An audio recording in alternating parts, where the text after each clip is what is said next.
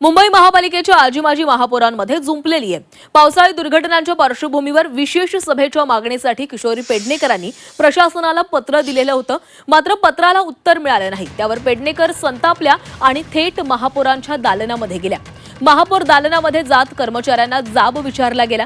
दरम्यान या सगळ्या प्रकरणावर महापौर रितू तावडेंनी आक्षेप नोंदवलेला आहे। पेडणेकरांनी कार्यालयामध्ये रेकी केल्याचं म्हणत पेडणेकरांविरोधात पोलिसात तक्रारही दाखल केलेली आहे।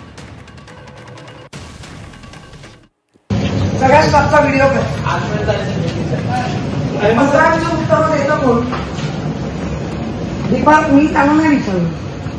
मी जर पत्र दिले उत्तर तर येणं मॅडमना विचारून अपेक्षित असतं, त्यामुळे दुर्लक्ष करत हा घेणार नाही घेणार काय काम करतात। 30 मार्चला दिलेलं पत्र आहे हातचे, त्यालाही उत्तर नाही। तुम्ही म्हणायचं ना, मी पण महापौर म्हणली तुम्ही आतमध्ये येता मॅडम, हे द्यायचं काम तुमचं आहे, दिला काय नाही उत्तर नाही दिलं, मी सांग दाखवा बरोबर। दुसरं तुम्हाला मी पत्र दिलं 20-24, त्याचंही उत्तर द्या मला। आता उत्तरावर मी आतमध्ये बसते दाखवा।